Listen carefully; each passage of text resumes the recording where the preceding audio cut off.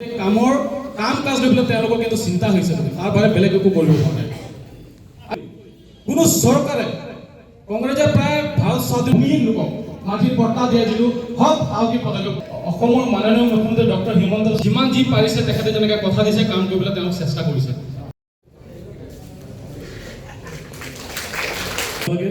সকলো আহি থাকিব লাগে। ভীম চেতিয়া, জুলি থাপা, ঝমা মজুমদাৰ, নৰেন্দ্ৰ মোদী, হিমন্ত বিশ্ব শৰ্মা, দিলীপ শইকীয়া।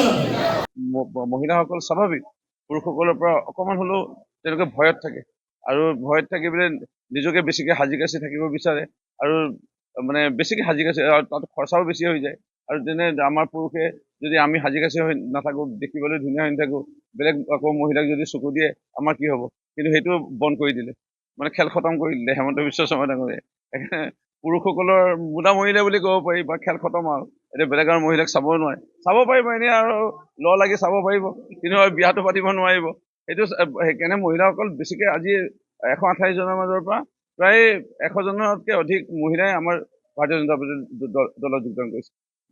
বহু বিবাহ হওক, আজি অৰুণোদয় হওক, আজি নিযুত মইনাই হওক, আজি বাল্য বিবাহ ৰোধৰ হওক, মহিলাসকলৰ বাবে উদ্যমিতা আঁচনি প্ৰদানৰ যোগেদি এটা নতুন অধ্যায় সূতা কম্বল আঁঠুৱাৰ পৰা কৰ্ম সংস্কৃতি গঢ়ি লোৱা সেই কংগ্ৰেছৰ যিবোৰ মানে ঠগামী আছিলে মানে পলিচি বা আঁচনি, সেইবোৰৰ পৰা ঘূৰাই আনি ৰাইজক কৰ্ম সংস্কৃতি গঢ়ি তোলাৰ যিটো ব্যৱস্থা গ্ৰহণ কৰিলে, এটকাও নিদিয়ে চাকৰি আৰু যিকোনো চাকৰিতে 50% পুৰুষ 50% মহিলা, কোনো মুখ্যমন্ত্ৰীয়ে সাহস কৰা নাছিল। আজি মুখ্যমন্ত্ৰী ডক্টৰ হিমন্ত বিশ্ব শৰ্মাই যি বলিষ্ঠ পদক্ষেপ গ্ৰহণ কৰিছে, ইয়াক লৈ ৰাইজ নিশ্চয় আনন্দিত।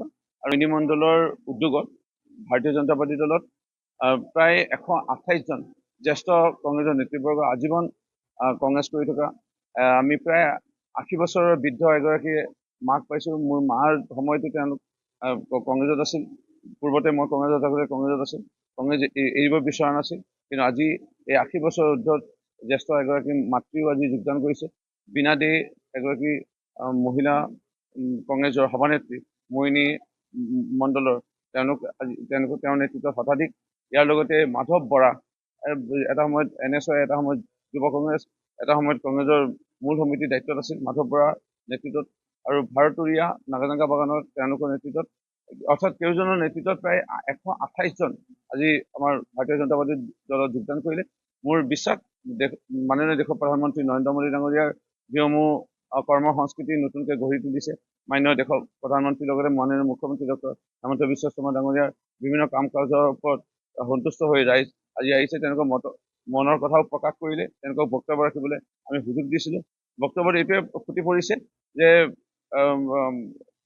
বৰ্তমান ভাৰতীয় জনতা পাৰ্টী দলৰ চৰকাৰে দুখীয়া দুখ বুজি পেলাই যেনেধৰণে কাম কৰি আছে, এই কামৰ প্ৰতি আকৃষ্ট হৈ তেওঁলোক আজি আমাৰ ভাৰতীয় জনতা পাৰ্টীৰ দলত যোগদান কৰিছে।